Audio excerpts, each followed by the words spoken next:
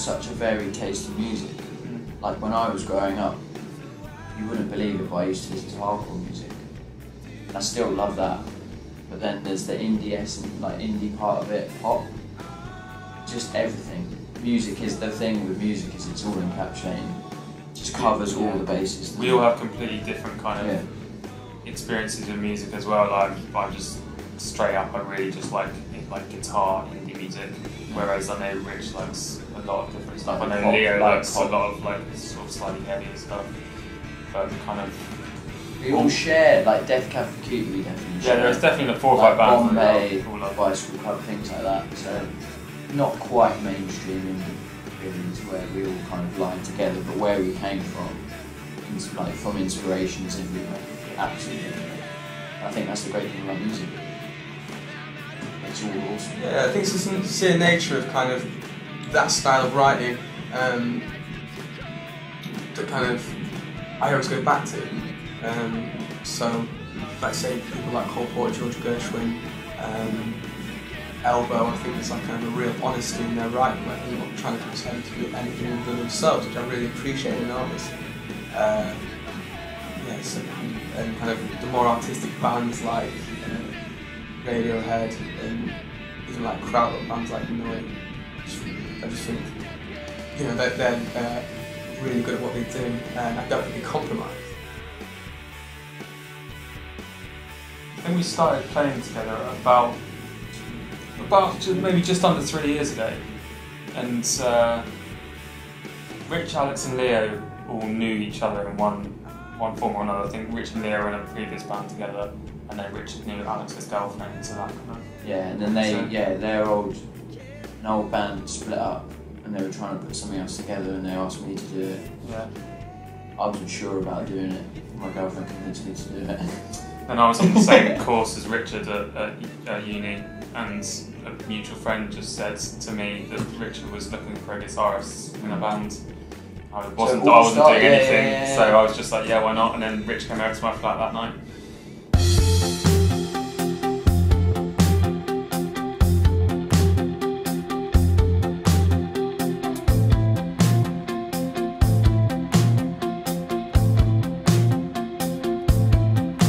You'll stay safe with me.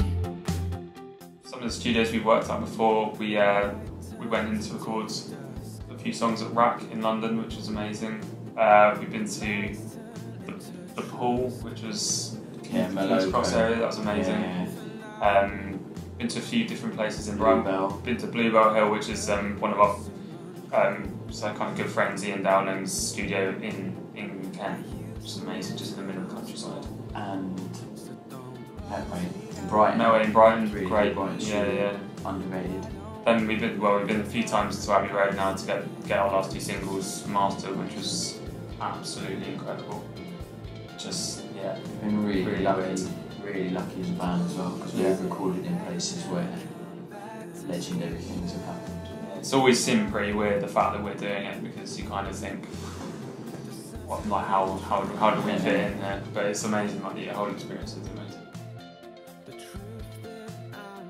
I think it's important to get a really good sounding recording, just because there's such a huge amount of bands now. You need something to set you aside from the rest, and just even when you're just starting out, if you pile your money together, it's worth going to a good studio, getting a good producer, getting a good engineer that understands what you're trying to do, and make a really, really good sounding record. Yeah, you want to be happy with it as well. The main thing with us as well is we did demos, and we did a lot of our old recordings before we did the first single, just ourselves. The idea is you want to be happy with your own stuff, and it's so important and exciting, that why wouldn't you try and do it the best you can with what you've got? You can do it in your bedroom and things like that, but we're a guitar band at the end of the day. You need a big room with an amp in it and a great mic on it, because you want to capture the live aspect. We don't want to do it in a computer and edit it or MIDI it. We want it to be like it is live, and just have mics on amps and keyboards and organs, and it doesn't sound the same in the box. A lot of people do it in the box now, on Pro Tools or Logic or Cubase or whatever, and I just never think it sounds as good. I'm a guitar band at the end of the day. So I think sometimes bands do really kind of like scruffy recordings, and sometimes it's charming. Some bands can get away with it, and kind of that DIY element of it can be quite kind of charming and unique. Like I think there's a very small percentage of bands that can do it and get away with it and still look. It's doing still right, look right, like they know what It's they're like doing the right thing for your band and for your music.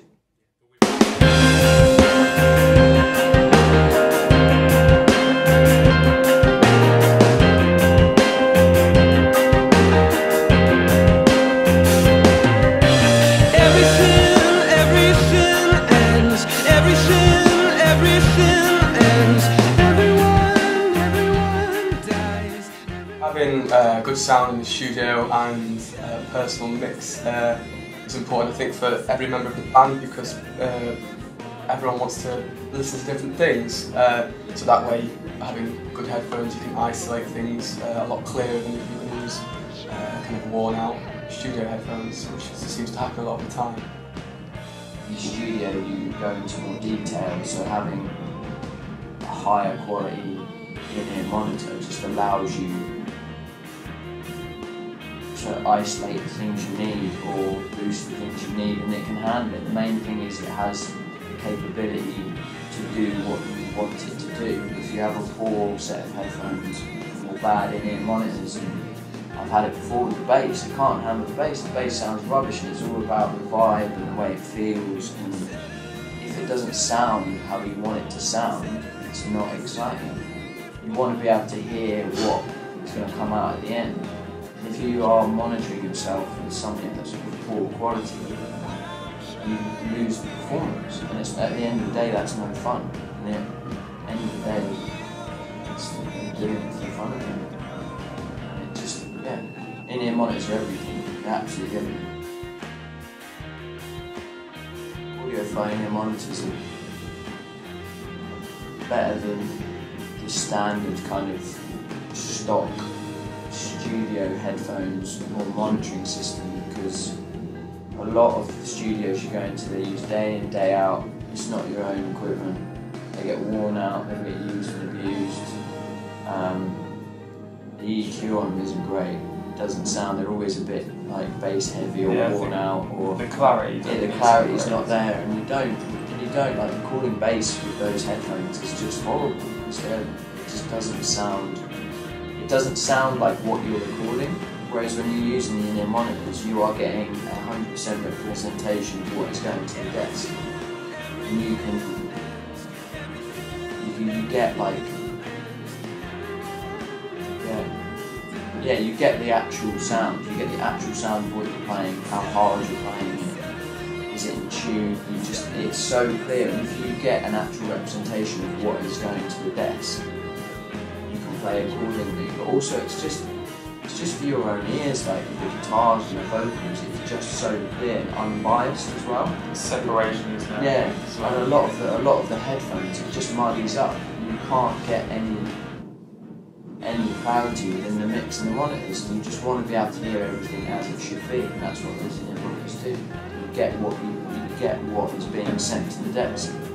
That's the most important thing, because you can get an idea of what it's actually sounding like in the mix room. Because when you're playing and you're in a separate room and you've got stock studio headphones on, that is not what it sounds like.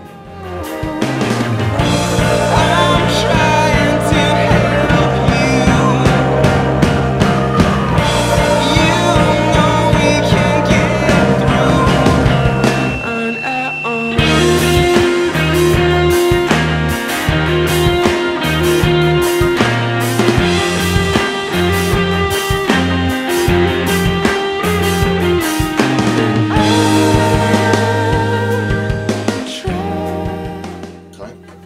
Sonically, it's fine. Best thing I can tell you is your mix is good. I mean, you know, I'm not gonna run break it and fix it again. It's clear, vocals present. It's not too roomy down the bottom. Next.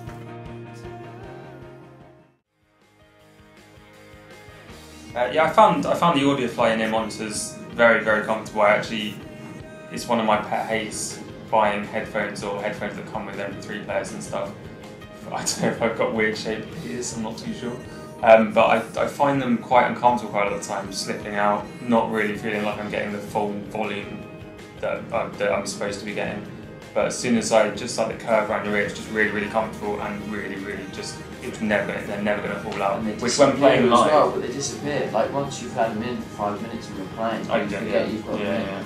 And that's the best thing about them. My thing is that I always worry that things are going to fall out, like headphones will fall out, and there's just absolutely no chance of the Audiofly falling out. And it's just the fact that they're not there as well, because you think maybe with in-ear monitors there's the whole argument of like, oh, it cuts you off, like, oh, it's an awkward thing to have in your ears, or you don't get like the real live vibe. You don't want to know that they're there, do you? But it's not there. It's not there. It's like having an amazing monitor right in front of you. Yeah. Like it's better because you only ever get like you only get given back what you've got behind you and what you've got in front of you. And if you've got an amazing representation in your ears that you don't even notice there, what's the issue? It's way better. Good times. And you can move. Like it doesn't matter. There's no directional. You don't have to be right in front of it. If you're using a monitor and you walk 2 steps forward and 2 steps back, you get a different mix. If you've got those in ears in, it's always the same. And that's the thing, it's the control that you have over your own show and your own sound that's the most amazing thing about it. The isolation from the in-ear monitors is important because the reason to use the in-ear monitors is to have control over what you hear live and in the studio, and with the isolation being in place, you stop anything that you don't have control of getting in your ears. So if the guitar's too loud and you don't want it in your mix, you haven't got it bleeding through, you're not fighting with one another, you literally have just like what you want. Yeah, it's all about complete control.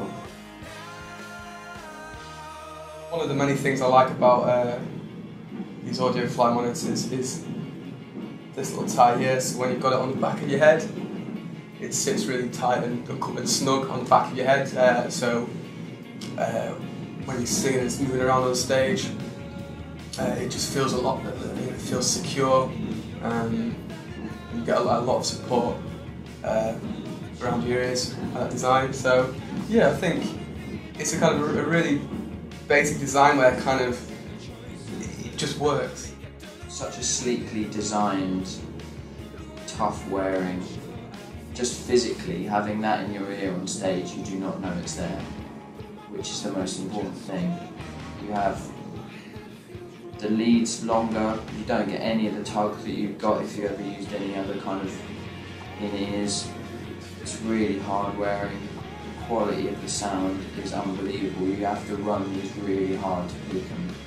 And the build quality is, it doesn't feel plastic or cheap at all. No, it doesn't feel like it's going to break in you. No, whatsoever. not at all. No.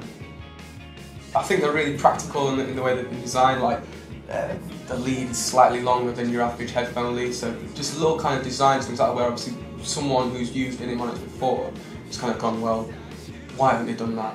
And I think them little designs kind of actually make a big difference. You can tell these in-ear monitors are made by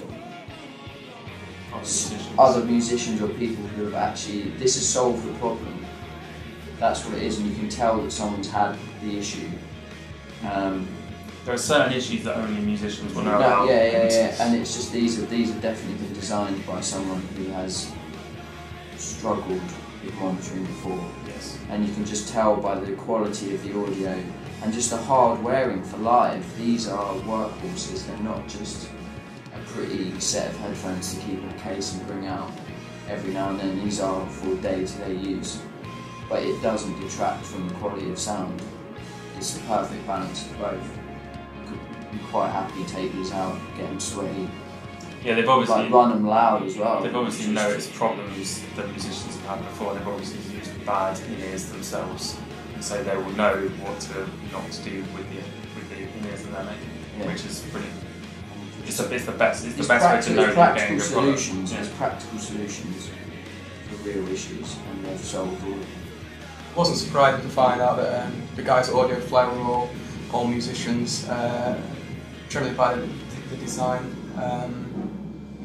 where things just work as they should, whereas, you know, you can tell they've kind of been road tested as it is, opposed to being kind of put together in an isolated room by 4 guys in white coats.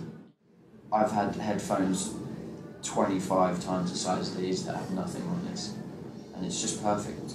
Perfect for live, perfect for studio. And they come in really nice colours.